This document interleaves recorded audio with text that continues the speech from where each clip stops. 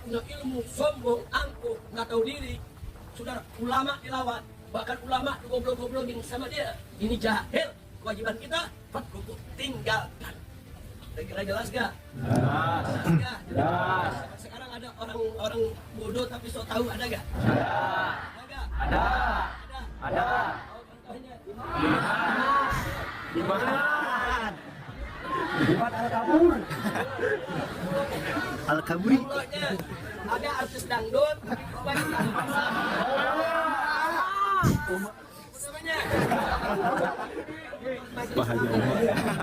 saya tanya, artis dangdut tahu-tahu jadi mufti membatalkan nasab. Ini namanya udah goblok so tahu. Tahu teka gak? Kuras kepala. Sama kan, wah, itu masuk. Audiennya, hadirin hadiratnya, Allahu Akbar, mau ngajak perang. Kalau saya jadi presiden, apa kata Gus Dur ya, tak tangkap ya. Saya tangkap.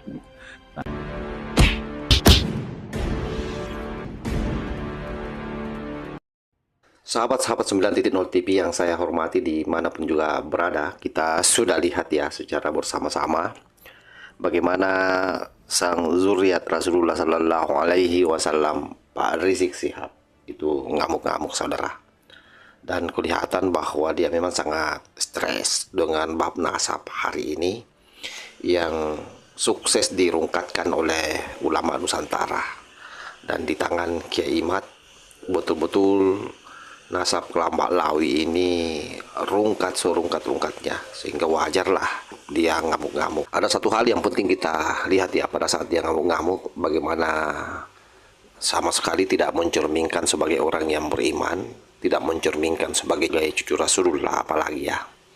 Betul-betul ngamuknya itu tidak ketulungan. Karena harusnya kalau mau melawan Kiai Imanuddin Usman Al-Bantani ya dilawan dengan data, tidak boleh dilawan dengan urat leher. Hari ini pun Kiai Imanuddin Usman Al-Bantani semakin bersinar sahabat ya. Kemarin ada di Banyuwangi, lalu tadi siang ada di Bali ya, luar biasa. Semakin menumpuk undangan yang mau mendengar paparannya bagaimana cerita di balik rungkatnya nasab Kelambak Lawi. Ya tentu Kiai Imad paparkan dengan data-data dan bukti yang ada. Beda mereka mencoba melawan tes Kiai Imad dengan emosi, dengan mencoba mengglorifikasi bahwa Kiai Imad adalah goblok, dakjal, dan menghasut umat katanya. Hal yang sangat bertolak belakang dengan apa yang dia bangun citranya selama ini sebagai cucu Rasulullah. Jadi semakin mengkonfirmasi bahwa memang mereka bukan cucu Rasulullah, dan saya kira ini juga akan memberikan kesadaran kepada para mugibin. Ada satu video yang menarik ini dari Kiai Nur Ihyak, bagaimana beliau merosting Rizik Syihab dan memberikan harapan-harapan besar terhadap mereka para Kelambak Lawi jika ingin melawan tesis Kiai Imanuddin Usman Al-Bantani. Coba kita melihat bagaimana paparan Kiai Nur Ihyak yang begitu apik, singkat, padat, tapi sangat mencerahkan, terutama bagi mukibin. Si penelitian Naqabatul Ashraf Al-Kubro, kitabnya Syamsul Dhairah ini. Nah ini kitab sakti. Khidmatul Ashirah, Syamsul Dhairah, dan Al-Imam Al-Muhajir itu kitab pegangan utama Khatib Alawi. Sampai Kanjeng Muhammad Rizik Syihab itu percaya diri. Kita nonton ya, para pemirsa dan pendengar sekalian, wahai Habib dan Muhibin, itu adalah bagian daripada shock terapi. Ketika ada orang berbicara 2 kali, tumbuhi dengan memori 100 kali, maka yang 2 kali itu akan hilang dari memorinya. Yang ada adalah masukan sugesti yang ada. Termasuk ketika Habib Muhammad Rizik Syihab itu dia berceramah kan, wah, itu masuk. Audiennya, hadirin hadiratnya, Allahu Akbar, mau ngajak perang.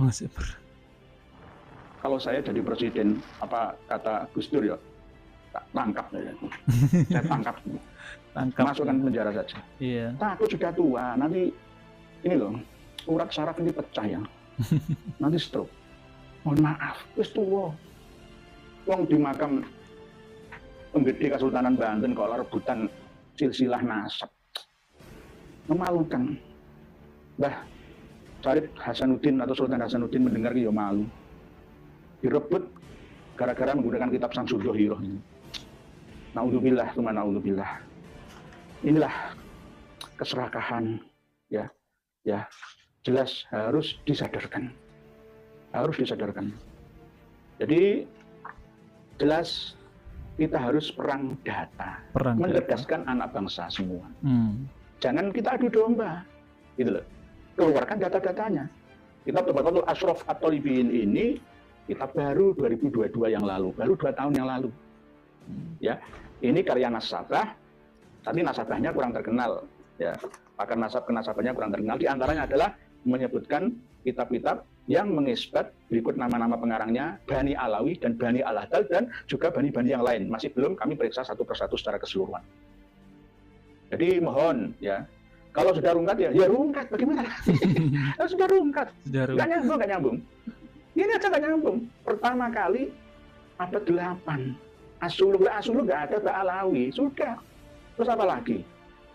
Asuluk berdasarkan kitab Tabaqat Fuqaha'il Yaman. Ya, Ibnu Samurah nggak pernah menuliskan satupun tokoh dari Ba'alawi. Padahal di tahun itu Ba'alawi sudah banyak menyebar dan terkenal katanya Al-Imam, Al-Mujtahid, Al-Wari, Al-Bari dan seterusnya. Al-Hafidh, Al-Alim, Al-Allamah, Sahibul Karamah, Wal-Fadilah. Banyak gelarnya. Nggak ada. Ya ini jelas sudah kami sampaikan. Nanti kalau kita ingin diskusi, saya sudah menyapa Dek Wafi. Sudah saya apa?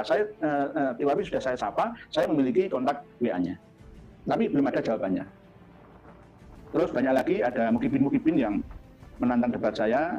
Nggak usah dikawal oleh pengikut atau pecinta atau santrinya masing-masing. Kita empat mata saja.